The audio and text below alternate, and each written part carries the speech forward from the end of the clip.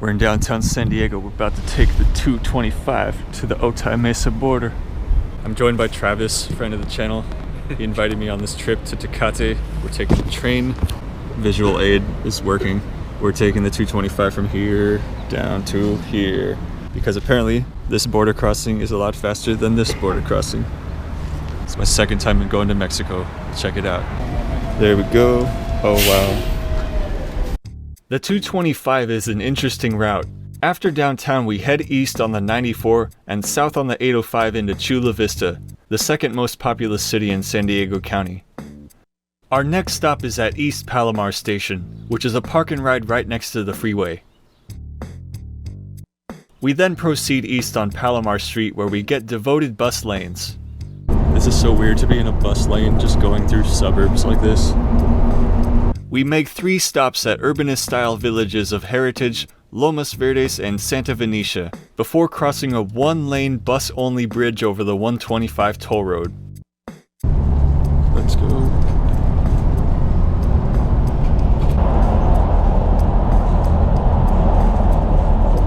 And then there's like this mall here. This transit guideway makes a loop around the Otay Ranch Mall, which we make a stop at, and continues south through the neighboring urbanist community of Millenia, inspired by the Backstreet Boys album. Okay, no.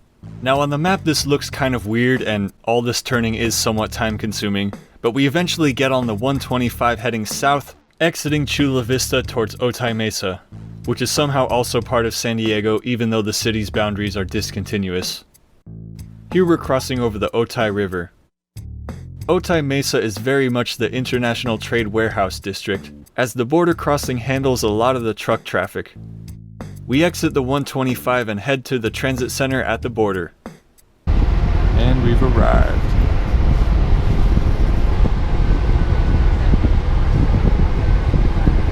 So would you say this border crossing is less popular probably because there's a toll road to get here instead of a freeway?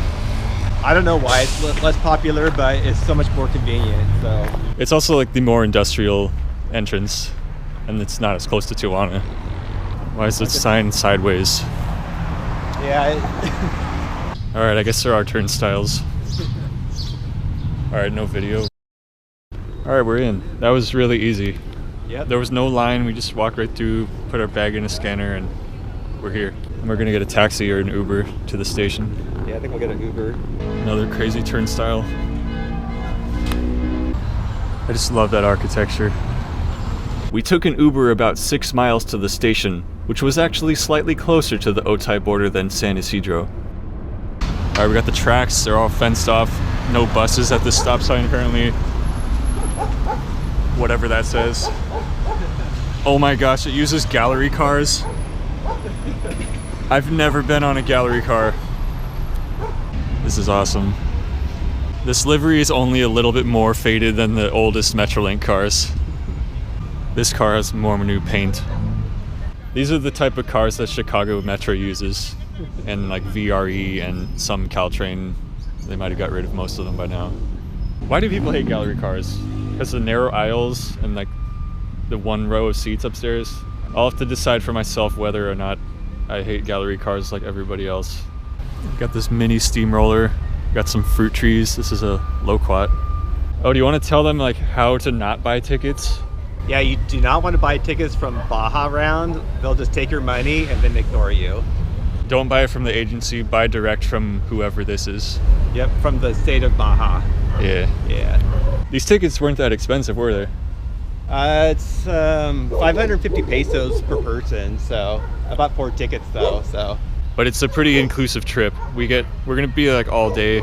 The only other thing I know about this is it's on the tracks of the former San Diego and Arizona Railroad, the impossible railroad from Yuma to San Diego that died early because the terrain was so bad and kept getting washed out. And there used to be a train from the train museum on the U.S. side in Campo to Tecate, but that isn't existing anymore because the tunnel fell apart. So they got this one now. So I don't know if that's our locomotive, but they're now pulling it out of the shed and turning it onto the main track. That's pretty sweet. I wonder if there's any like actual power on this train. I don't think so. There's no head-end power. There's no cables. I don't see any cables. So I'm pretty sure that's not our locomotive because there's no coupler on it. Oh, and my mom made me this new train shirt. Got it done just in time for the trip. Conveniently, coincidentally, found a patch with the date of today's date on it. That sounds like a locomotive. And the shirt has a GG1 on the back. Nice. It's not a GG1, I know that much.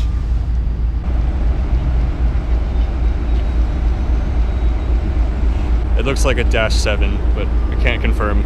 So I guess we're gonna go long hood forward to Tecate, and then they'll turn it around when we get there. Other switch directions.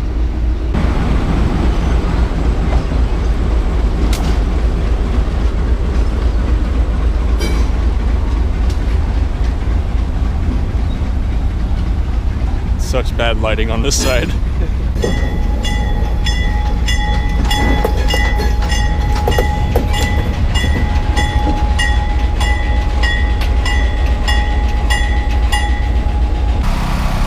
That's your head-end power. It's just a generator.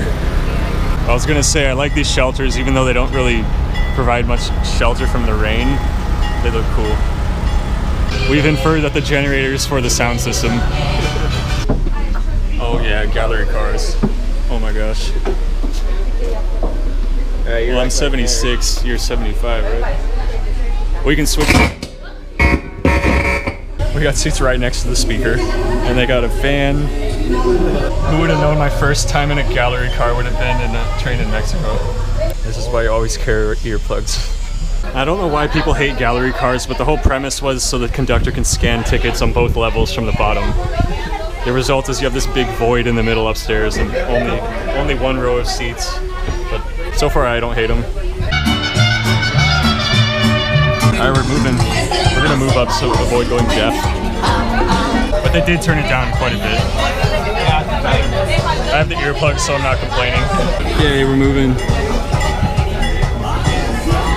Kind of dirty window, but Another thing about these tracks is they're completely isolated from the rest of Mexico's rail network, and they aren't in the best shape either. We could feel the train rocking back and forth like a boat at certain points.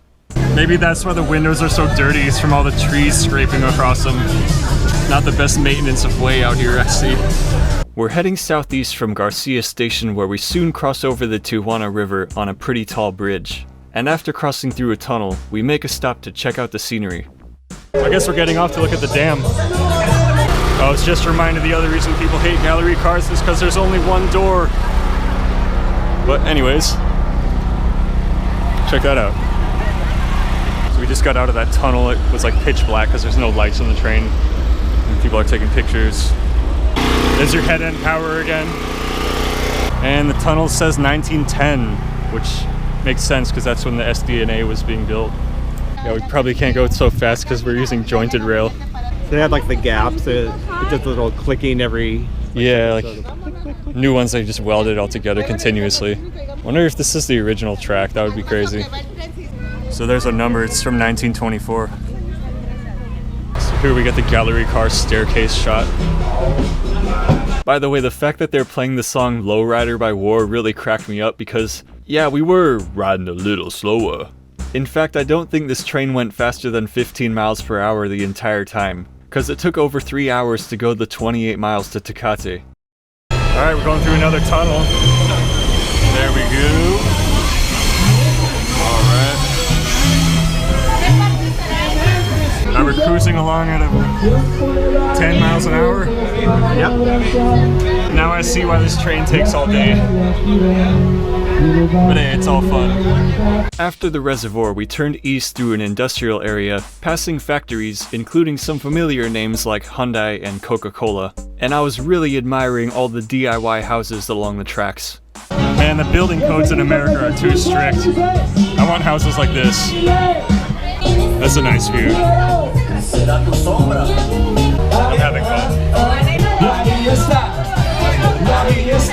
Hey, Tesla makes buses? How come we don't got those in the States? You know, the gallery cars actually work pretty well for this. Continuing northeast through the valley, we get some nice views, and I noticed a lot of these houses had big water tanks on the roof. These are called tinacos. Love the use of old garage doors. The more east we got, the less industrial it did too. Here we're passing a branch line that serves a gas terminal. We ascend into the hills as our tracks make the first loop of the route. Here we're passing by a dairy farm on the left. The scenery began to look very similar to what I saw on my bike ride on Highway 94 last year, which makes a lot of sense being that we're just across the border from there. In retrospect, that trip really demonstrated why they had to route the tracks through Mexico for this section, since the topography there was really intense. I wonder how fast we'll be going back down through here. It's downhill.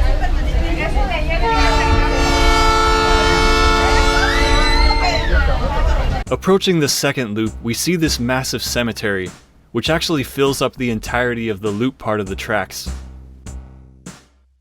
Looking down into the valley, we see the tracks we were just on. Yeah, I'm thoroughly convinced American building codes are too strict. I swear, if we were allowed to build houses like this, there wouldn't be such a housing crisis. Hey, I thought this wasn't a social commentary. I like the wall made out of vegetable crates. Though on the other hand, I would hate to be an electrician out here, since the wiring looks so confusing. At the top of the climb, Highway 2D comes into view, which is the toll road connecting Tijuana to Mexicali. Whoa, double track. We begin our approach into Tecate, where we increasingly get attacked by trees. I'm surprised I didn't have nightmares of the Whomping Willow from Harry Potter after this. We figured out why the windows that open have metal grates over them, so you don't get a branch to the face.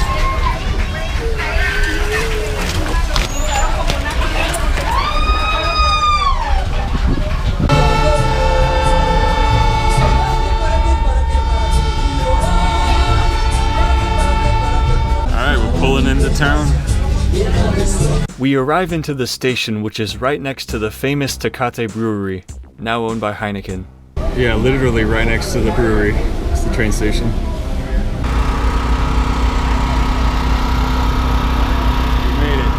Oh yeah, mechanical bell. The engine got quite a bit of tree on it. We walked into the town center where there was an outdoor market next to Miguel Hidalgo Park. Up the street we can see the U.S. border crossing, which I was within 2 miles of in that biking video. I bought a popsicle at one of the seemingly many ice cream shops. And we headed to that famous bakery I remembered from the Huelhauser episode. Yeah, this is everything I expected it to be. They also have pizza. Maybe this could be our replacement for Santino's. That would appear to be the bus center of Tecate. I doubt they have Gilligs here, because those are a Buy America compliant thing in America. We then ate lunch at this place. I liked how their vegan burrito was just called Burrito Hippie, which had potatoes, rice, and beans.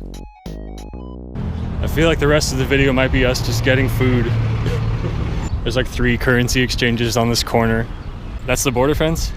Yeah. So if you take the 894 from El Cajon, you can take the bus to the U.S.A. Tecate and just cross right there. Probably a lot faster than taking a 3-hour train from Tijuana, but not as fun. Old power meter. Bus just driving with the door open. We saw quite a few buses while we were in town. Most of them were Mercedes. And it's so hot I can drink all that water right now. So we're on the west side of the brewery. There's the train. They flipped around the engine. Heading southwest from the train station, we crossed the Tijuana River and went to the Encino swap meet. So this is Plaza Encino? Yeah. That's a shopping center, and we're heading to the swap meet across the street on this bridge with the ceiling that's too low for me. Caliente is a casino. Cinepolis is a movie theater, and the swap meet's right there. This very much reminds me of the swap meets in California, but more permanent. I'm buying an entire coconut. I was not expecting them to serve the coconut water in a plastic bag with a straw, but then they chopped up the rest of it and served it as a bowl. Pretty good. So there's a stage here. Yeah, I want to see DJ Pete Sake do Squashes for the Band on that concert right there, yeah. But you're saying there was a Metallica cover band when you saw that? Yeah, Metallica cover band was like right there. Sweet. Should have thought in Mexico. On the way back, we found this nice trail along the river. Nice benches. And made another stop at Otso to get some drinks before returning to the train at 3:40 for our departure. So we're in the back this time. The engine's gonna be less loud for us. Yeah. Nice and cool in here. We'll be chilling for the next 3 hours or so. Yeah. We're now going to demonstrate the amazing bidirectionality of gallery car seats. Flip it. Oh, this direction, we got the fan blowing at us. I think we're about to get some live music.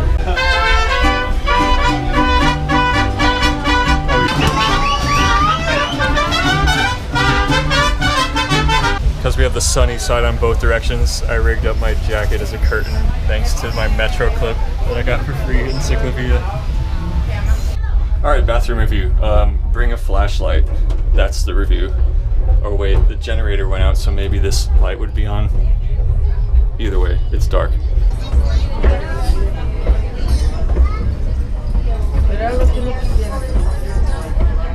Nice view out the back door. Oh, the power just came back on.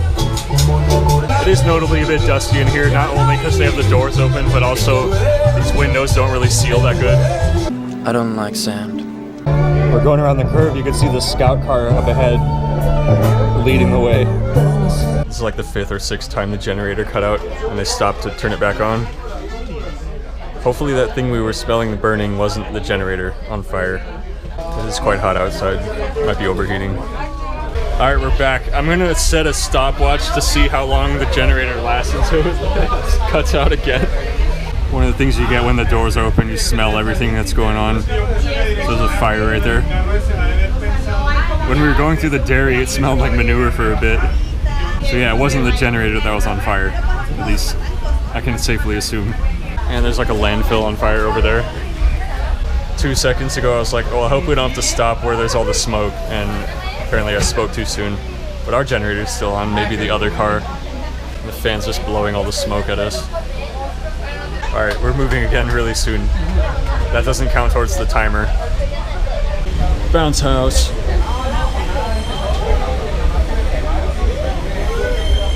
The smoke is intensifying. So what can we say? Earplugs advised, respirators advised, what else? A fan. Sunshades advised. Ice water. Well, they got that in the next car. We have to check that out still. Oh no, I missed it. Back where that fire was, there was a Gillig Phantom bus just parked right there. Oh well, hashtag Gillig Gang anyways. Hashtag Gillig Gang. This is a cafe car.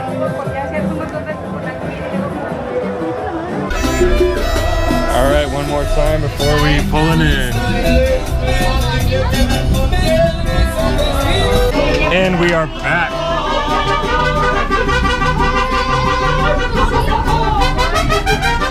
We made it. It feels nice out here. Yeah, it's considerably colder by like 30 degrees from Tecate. I need my jacket now. Since I started that timer, the generator actually lasted the entire time, probably because it got cooler and it wasn't overheating. That's what we think. But yeah, we made it. One last shot of the train.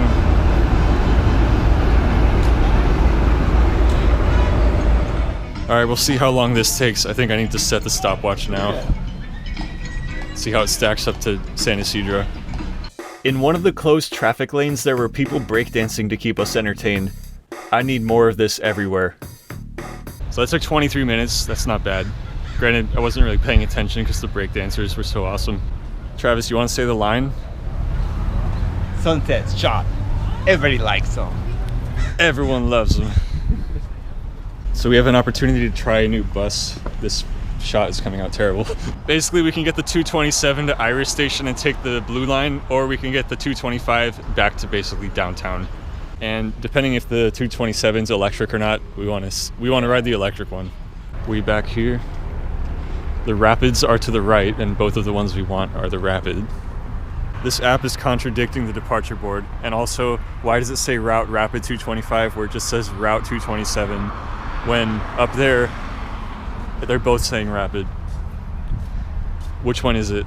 Arriving. We found the discrepancy. This app was giving us the arrival time of the 227, and this is the departure of the 227. Squashy grapefruit, you're supposed to declare agricultural products when you're crossing the border. You're just made out of plastic. You're not an actual agricultural product. Just to make it official that we did actually see a Gillig in this video. Hashtag Gillig Gang. You know it. And it's another Gillig. 227 to Gillig. We wanted the 60-foot electric New Flyer. Yep. And we got Turtle Gillig. But hey, more Gillig gang, more better.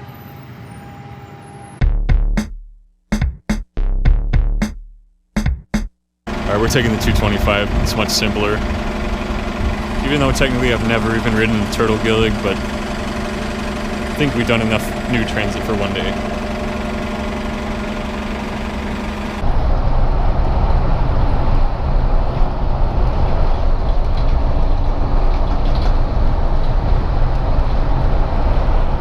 What can we say about Tren Turístico Tijuana Tecate?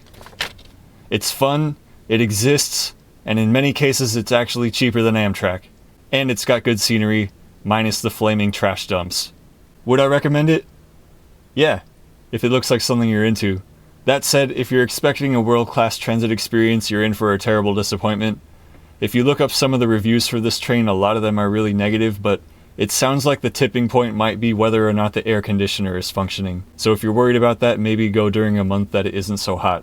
But if you like trains, this is a unique way to see Tecate, which is a really charming border town. And I feel like I would definitely do this again with some friends. Tecate has a much lower creep factor than Tijuana. I think the worst thing that happened to us there was someone on the trail asked us for water. I didn't really feel any sense of danger. I do feel this trip would have been a lot more enjoyable if I could speak Spanish better. It's really frustrating not being able to talk to people. I took Spanish for 2 years in high school, and it was enough to be able to order food, and that's about it. So having Travis there really made the whole experience navigable, because he's been on this trip before and has a lot more experience traveling in Mexico than I do. Aside from that, I didn't even know the Otay Mesa border crossing existed. It was a lot faster than the time we went through San Ysidro, and the 225 bus was really cool. And yes, more people randomly breakdancing in the streets. That would make my life so much better.